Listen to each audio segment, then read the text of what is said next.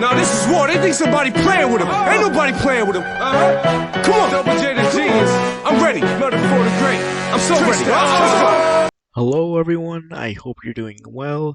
If you clicked on this video, that means you're interested on the subject of Brown versus the Board of Education, or you came here and thought that you'd get to see some kind of street fight between a father and school staff. Well, sorry to disappoint you, but that's not happening.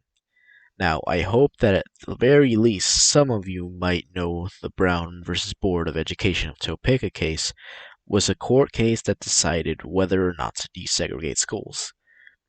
Unfortunately, for those of you that still don't understand or haven't heard of this topic, this means you are uneducated in this topic, so I guess I'll have to give you a history lesson.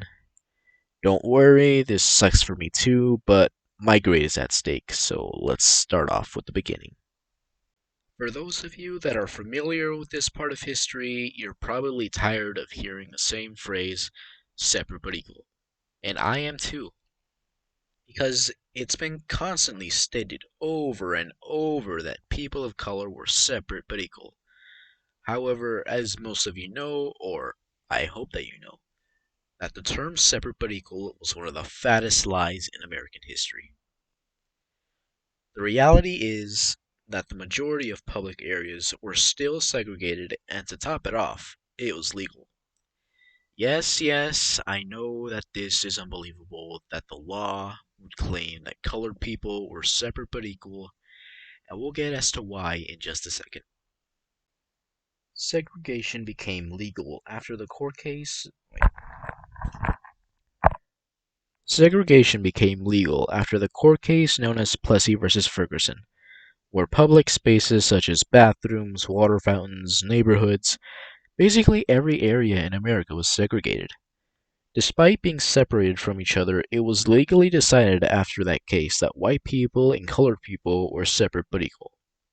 Come on, almost every aspect of everyday life is segregated there.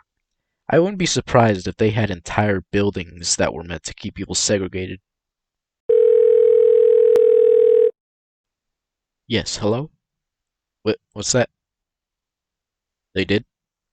Oh, well, there you have it. You know what?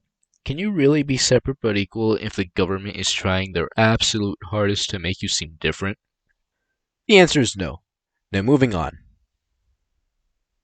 Oliver Brown attempted to enroll his daughter to an all-white elementary school. Let's see here. A colored person trying to enroll in an all-white school during a time where people were separate but equal. Sounds like a good idea to me. However, as you can already see where this is heading, this inevitably ended with his daughter being rejected from the school.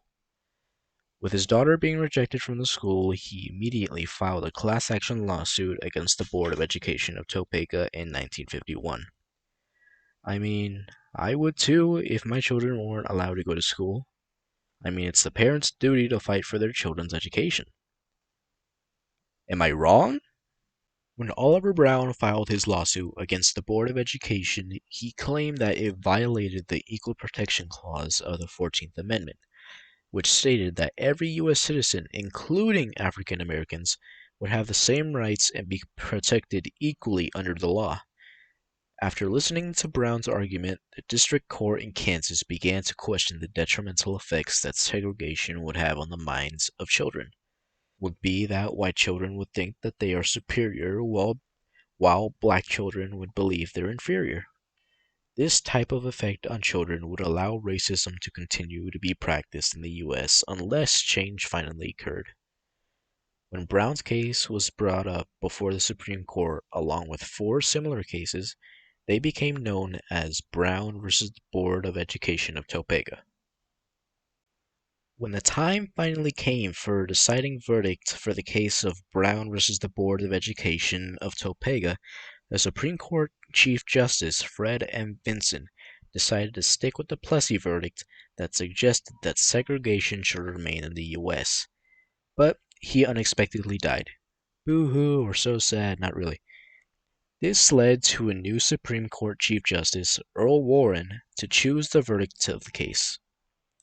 Thanks to Earl Warren's support, a unanimous agreement was reached to desegregate schools the following year. Earl Warren stated that in the field of public education, the doctrine of separate but equal has no place, and claimed that segregated schools were inherently unequal. This led to the court ruling that the plaintiffs were being deprived of the equal protection of the laws guaranteed by the 14th Amendment. Now, while they did state that schools would no longer be segregated, they never stated how they would begin to desegregate the schools. Now, I don't know about you guys, but if I'm being told that action's finally going to happen, I want to know exactly what's going to be done, when it will be done, and how it will be done. But I guess we can't expect everything to go our way, and when that happens, deal with it. You can't do anything. Now, let's continue.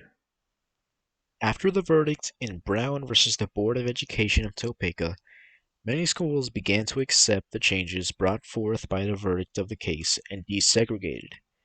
However, many schools and government officials in the South refused to accept colored children into the schools no matter what. Now, you'd think that preventing students from enrolling in schools is enough, but that's where you're wrong. Orval Faubus, governor of Arkansas, went as far as to bring in the National Guard to prevent the students from getting inside. Can you imagine how much of a waste it is to call in the National Guard over students just trying to get into school? Luckily, President Eisenhower had some brains and deployed federal troops to help 9 students to get inside the school building without getting hurt. This incident later made those kids known as the Little Rock Nine. As unfortunate as it is that the Brown versus Board of Education of Topeka case didn't properly integrate African Americans into public schools, they did manage to fuel people with passion, which opened up many opportunities for the civil rights movement, such as the Montgomery bus boycott with Rosa Parks, peaceful protests with Martin Luther King, the Civil Rights Act of 1964, which banned public segregation and employment discrimination, etc. At the very least, this court case was a stepping stone for some of the most incredible achievements that were accomplished by the civil rights movement. Now think about it. If this court case never happened, what do you think the world will look like today? And with that, I thank all of you for your time. Stay safe, have a wonderful day, and if you haven't done so, hit the like button, subscribe, and hit the notification bell for more videos. Thank you again. Peace.